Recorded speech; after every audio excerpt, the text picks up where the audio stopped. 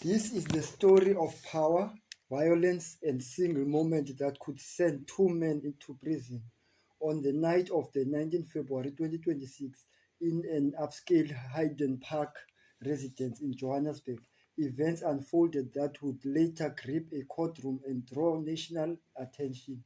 Inside the property were Bellarmine Mugabe, son of late Zimbabwean leader, and his associate Tobias Matohodze.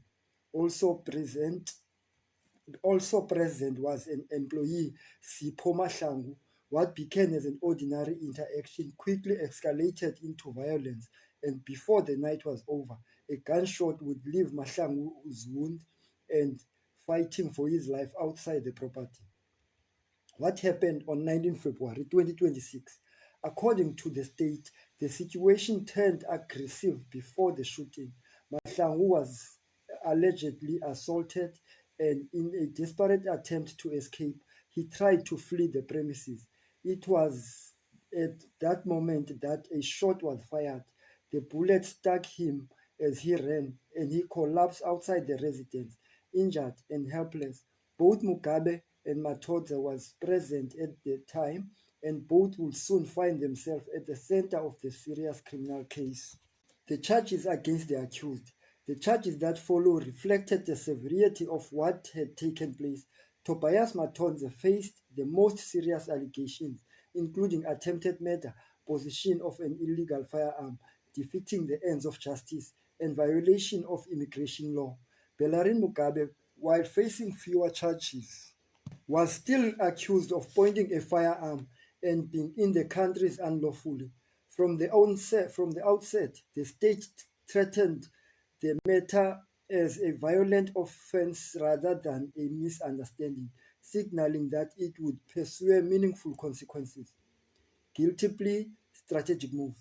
In a significant development, both accused entered a guilty plea. However, the nature of those pleas differ in a way that would shape the direction of the case. Matohodze admitted to attempted murder and multiple related offenses, effectively acknowledging his central role in the shooting. Mugabe, on the other hand, pleaded guilty to pointing a firearm and contravening immigration laws. These admonitions were not made lightly. In the legal system, guilty pleas are often strategic, intended to demonstrate cooperation and potentially reduce sentencing, but they do not erase the gravity of the crime, nor do they guarantee leniency. The state demands prison time. The prosecution responded firmly, making it clear that it would not persuade by the plea deal alone. It called for a direct imprisonment for both accused.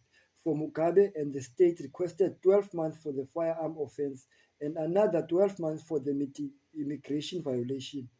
For Matohodze, the stakes were significantly higher, with the state seeking 5 years for attempted murder and an additional 12 years for firearm offense. This position underscores the seriousness with the state view the case, particularly given the violent nature of the incident. The defense argues for leniency. The defense, however, presented a very different narrative. Rather than disputing the facts, it focused on mitigation. Central to its argument was the issue of compensation. The court was informed that the victim, Sipho Mahlangu, would receive 400,000, with the possibility of further financial repatriations.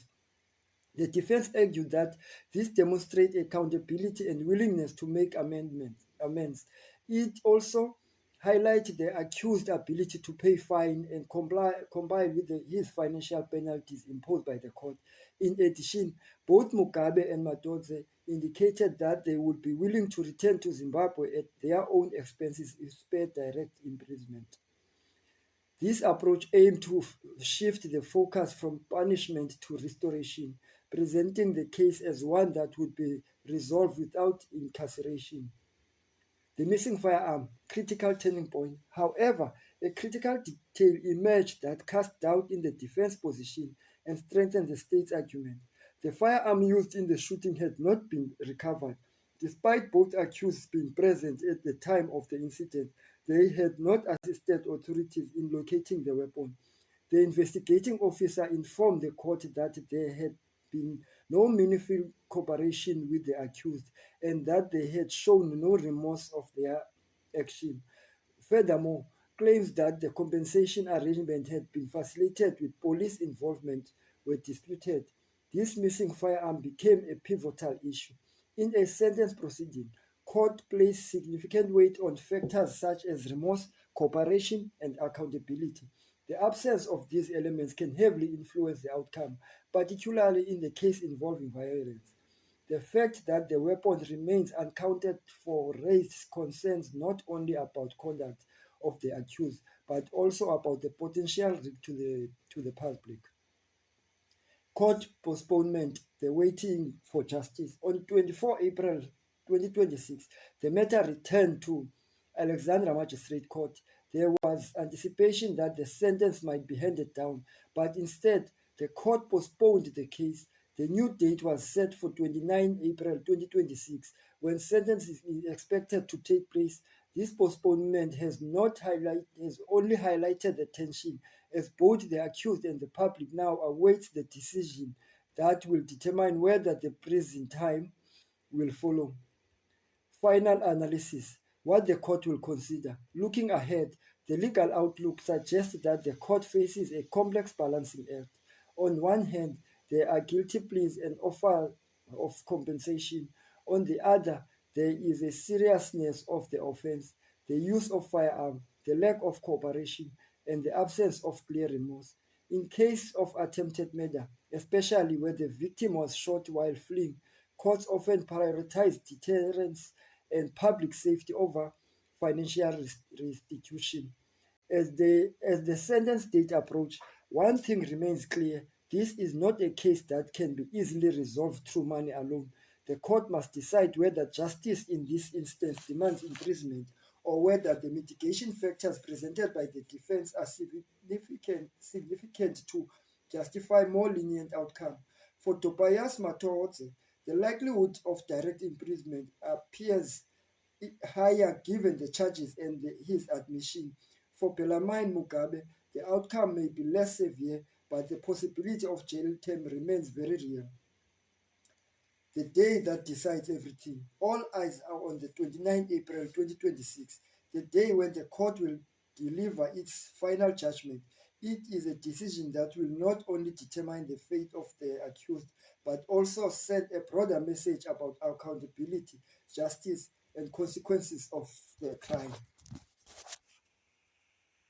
That concludes our analysis. Thank you for watching The Sim. If you found this breakdown useful, consider subscribing for clear, factual legal analysis. Until next time, stay informed.